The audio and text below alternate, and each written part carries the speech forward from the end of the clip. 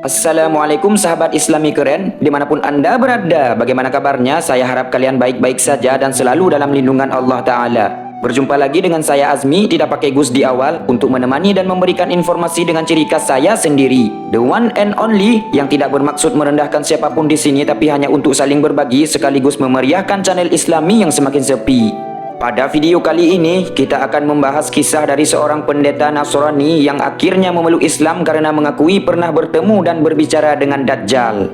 Tidak hanya bertemu dengan Dajjal, ia juga mengakui pernah bertemu dengan hewan aneh dan langka yang berbulu sangat lebat. Wah wah wah, pasti seru sekali nih kalau kita bahas.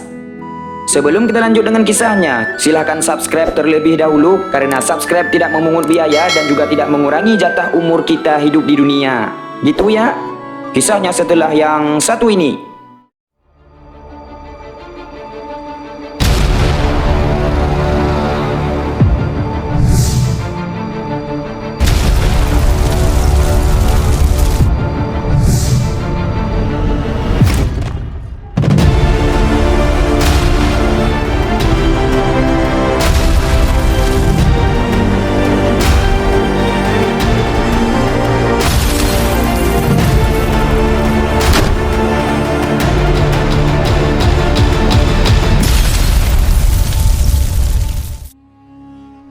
Sahabat Islami keren, orang yang mengakui pernah bertemu dengan Dajjal tersebut ialah bernama Tamim Ad-Dari. Ia tinggal di bagian selatan Palestina yang daerah tersebut dikuasai oleh keluarga besarnya.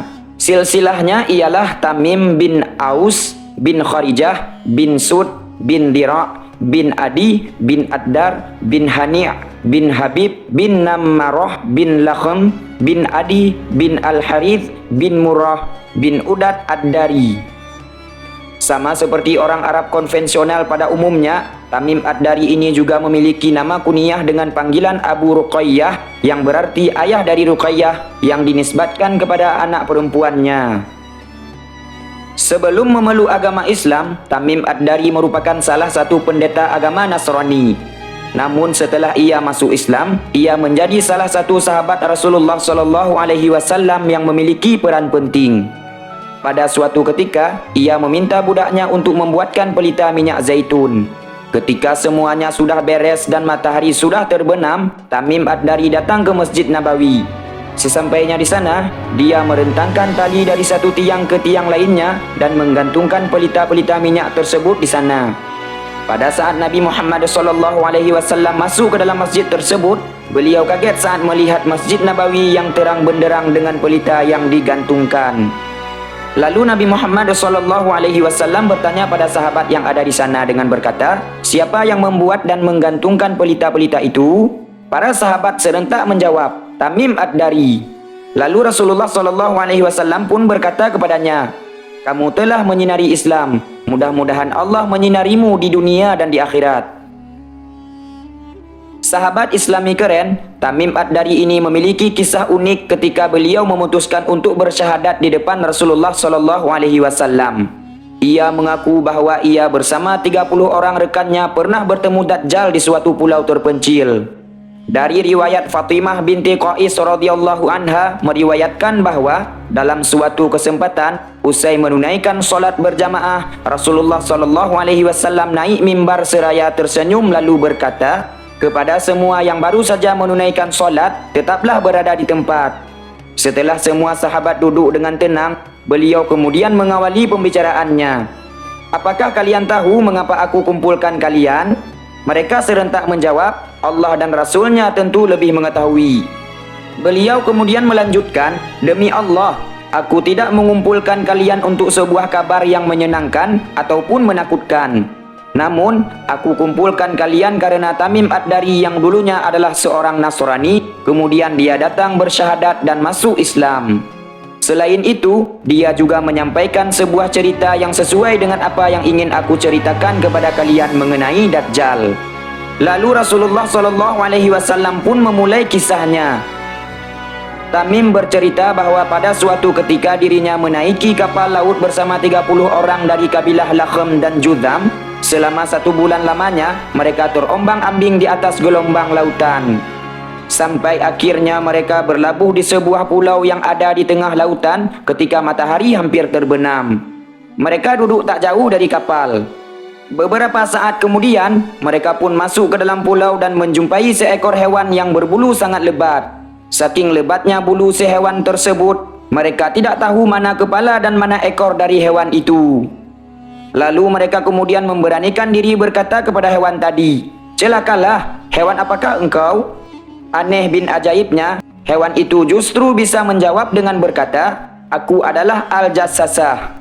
Mereka kembali bertanya, "Apa itu hewan Al-Jassasah?"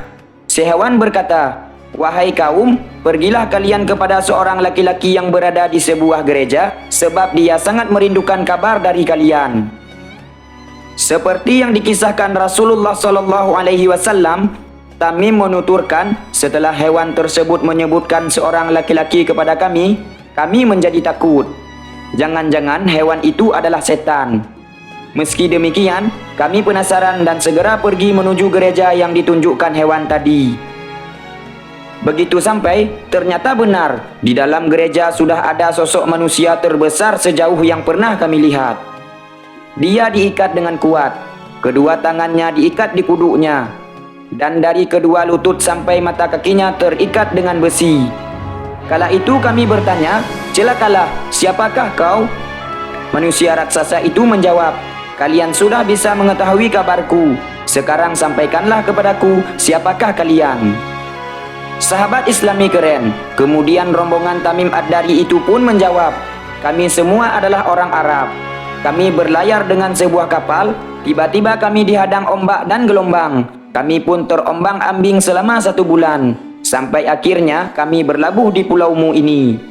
Tiba-tiba kami berjumpa dengan seekor hewan yang lebat bulunya, dan ia meminta kami agar menuju ke sini untuk menemuimu. Sebab katanya kau begitu merindukan kabar kami, sehingga kami pun segera menemuimu." Laki-laki itu berkata, "Sekarang sampaikanlah kepadaku tentang kurma baisan." Dituturkan oleh Tamim Ad-Dari, kami balik bertanya pada lelaki itu, "Tentang apanya yang ingin engkau tanyakan?" Lelaki itu berkata, "Yang aku tanyakan kepada kalian, apakah kurma itu masih berbuah?" "Masih," jawab Tamim Ad-Dari bersama rekan-rekannya. Lalu lelaki itu berkata, "Andai kurma itu nyaris tak berbuah. Sekarang sampaikanlah kepadaku tentang Danau At-Tabariyah." Lelaki itu kembali berkata, "Sedikit penjelasan, maksud dari Danau At-Tabariyah ini adalah Danau Tiberias yang terletak di negara Israel." Lanjut, kemudian mereka balik bertanya, "Tentang apanya yang ingin engkau tanyakan?" Lelaki itu kembali berkata, "Apakah danau itu masih ada airnya?" Mereka menjawab, "Ya, danau itu masih banyak airnya."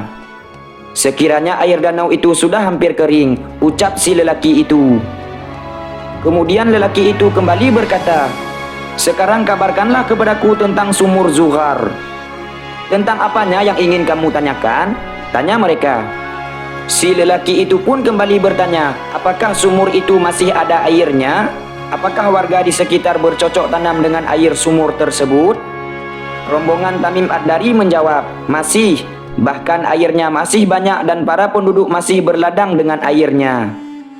Sahabat Islami keren, maksud dari sumur Zuhar ini ialah mata air yang masih terhubung dengan Danau Tiberias. Sumur ini terletak di sebelah selatan danau tersebut.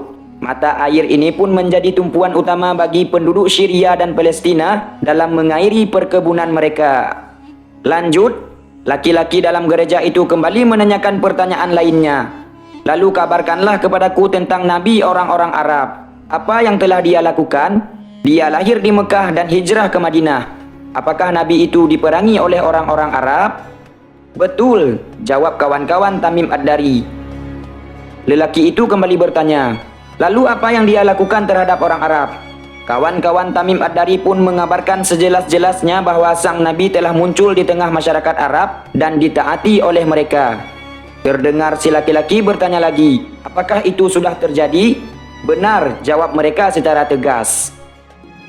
Lalu si lelaki tersebut pun kembali berkata, "Nabi itu lebih bagus bagi kalian jika kalian menaatinya, karena dia memberitahu kepada kalian mengenaiku. Sesungguhnya aku ini adalah Al-Masih Dajjal."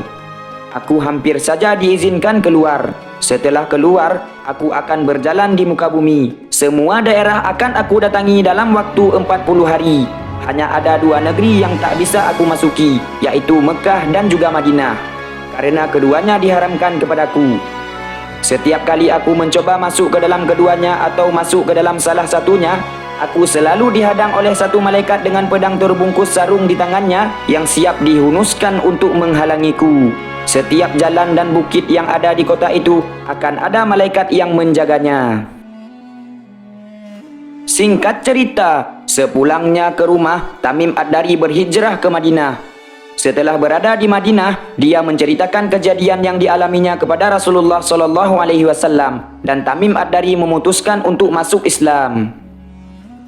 Sahabat Islami keren, pada tahun 655 Masehi, yakni 23 tahun setelah wafatnya Rasulullah SAW, Tamim Ad-Dari meninggalkan Madinah untuk kembali pulang ke kampung halamannya di Palestina. Di sanalah ia kemudian wafat pada tahun 661 Masehi atau sekitaran tahun 40 Hijriah.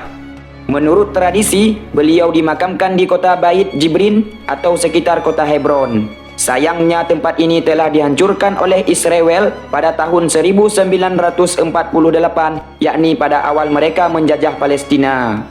Sesungguhnya Allah selalu memuliakan Tamim Ad-Dari dan semoga Allah selalu merahmati orang-orang di Palestina. Sahabat Islami keren, itulah kisah Tamim Ad-Dari, seorang yang memang benar-benar telah bertemu dengan Dajjal, sang makhluk penyebar fitnah di akhir zaman. Sungguh banyak sekali kekurangan pada penyampaian dan informasi yang saya berikan. Semoga dengan kisah singkat ini bisa meningkatkan pengetahuan dan keimanan kita semua. Wallahu a'lam bissawab. Saya Azmi mewakili diri sendiri mengucapkan terima kasih banyak atas segala perhatian. Mohon maaf atas segala kesalahan penyampaian. Akhirul kalam. Wassalamualaikum warahmatullahi wabarakatuh.